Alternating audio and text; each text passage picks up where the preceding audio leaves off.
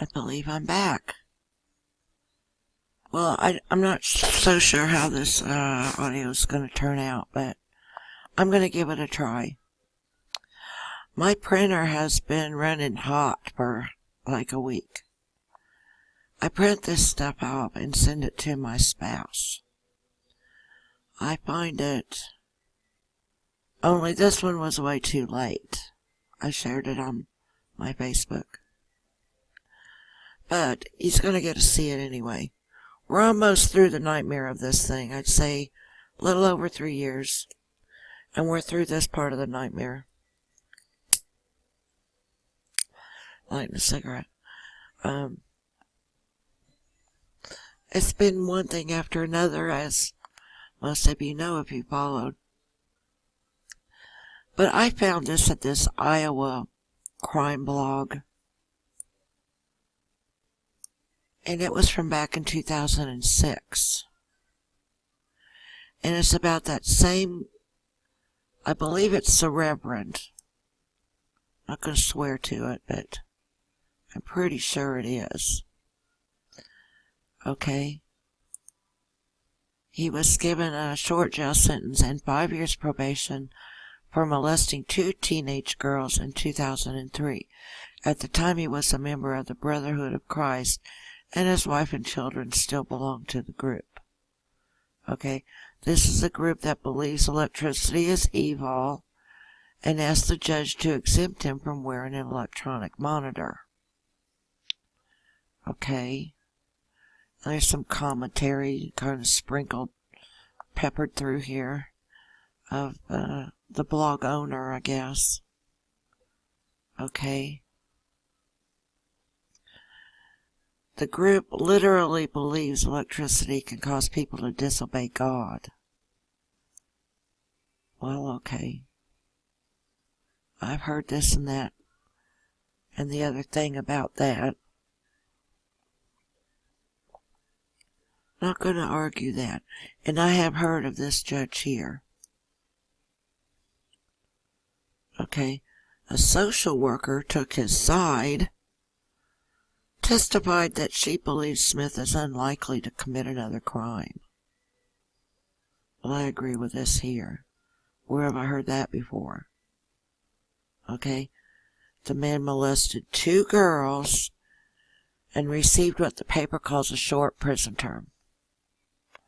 According to the state of Iowa's court system records, he was fined $500 and given 1 year of jail, which was suspended. He was put on probation with another 5 counts dismissed. Okay, here's where it got interesting for me, because my spouse got his kids from that commune in this year that it mentions right here, right about this very same time.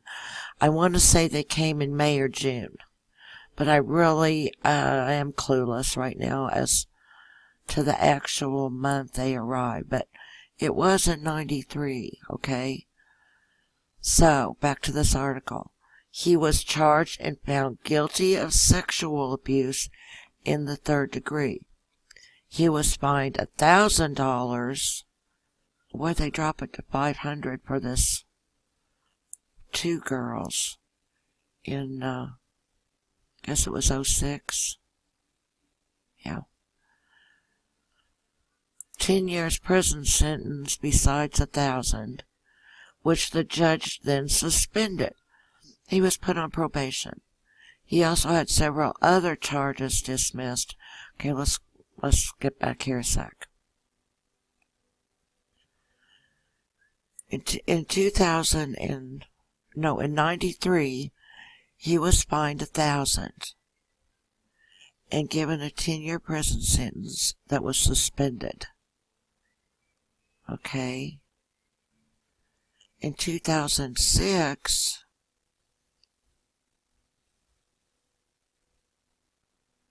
okay, he was given a $500 fine and a year of jail suspended. Well, so far that's $1,500 in fines and 11 years suspended. Alright, then we skip down to this juicy part here. Charges dismissed over the years, namely driving while intoxicated, driving on the wrong side of a two-way highway, and interference with official acts. Okay. This stuff can really drive you bonkers. I will tell you that.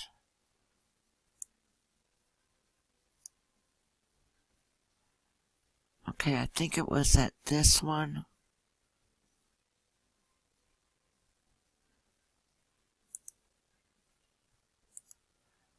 Let's see if it was at this one.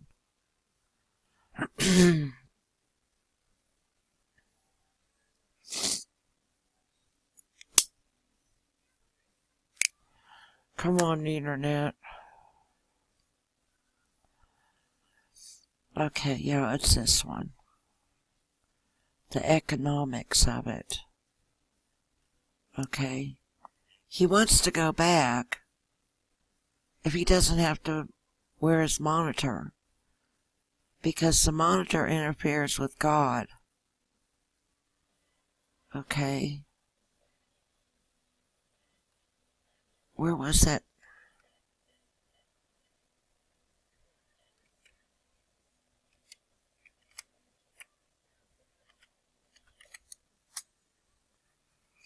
Alright, here it is. Under lifestyle. Alcohol use. No, this community does not permit alcohol use. Okay. Go back over here.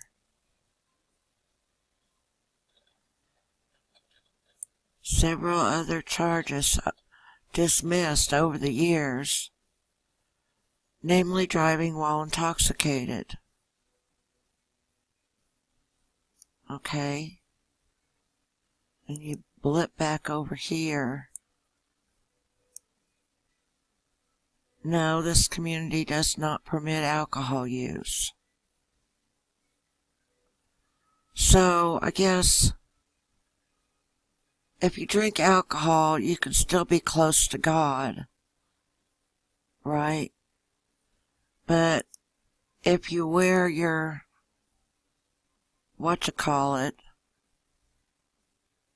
electronic monitor, God doesn't like that. You can't be close to God. But the drinking, it's pretty much okay. Here's what I wrote. So then why was the preacher driving drunk on the wrong side of the highway? Excuse me and my cold. Was he just having a moment? Oh, okay, I forgot. He's just misunderstood. Just like this article sort of says right here. He's just misunderstood. Why do they keep dismissing these drunk charges on this creep?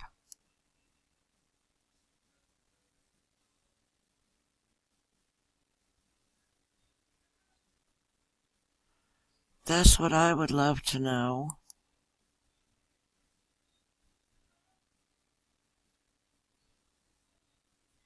And I made a bumper sticker. If I can find it.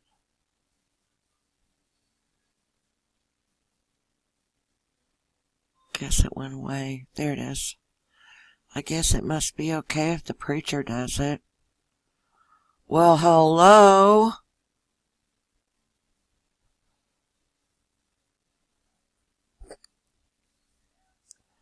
And then here was this other contradiction that I mentioned too. This guy that moved out there to what's now called Sunnybrook Farm. Okay. Dreamt of a time he would only have to work 40 hours a week. Now he spends 3 or 4 hours a day on community work crews and spends much of the rest of the time with his wife and 4 children. But wait, look, what have we here? Economics. Daily work crews are mandatory. However, we do keep the Sabbath and do not work then. Work ranges from 30 hours a week in midwinter to 60+ hours per week in midsummer.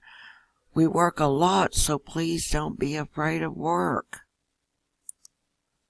So his dream was to not have to work that much. He moves there, and, well, guess what? This is a bunch. How do I even go to explain? I can't explain. It's beyond my realm of thinking. I can't wrap my mind around it still. And this goes back for me till 1993. Okay, and they don't call themselves the RLDS anymore. They call themselves Church of Christ or Brotherhood of Christ. Brotherhood of Christ.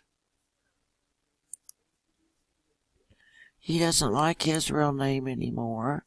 They all got new names. Creepy, isn't it?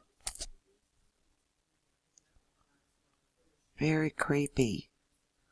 Very, very sad that this Bozo Smith, the preacher man, who since 93 and probably all along his life there, this and that, and they just blew it off. Who knows why? Had been doing these things to the girls, and then we end up with one of them. And my guess is the mother contacted my spouse shortly after this happened to her daughter. But see, there was another thing with the daughter, and they dropped it. It was against someone up there again.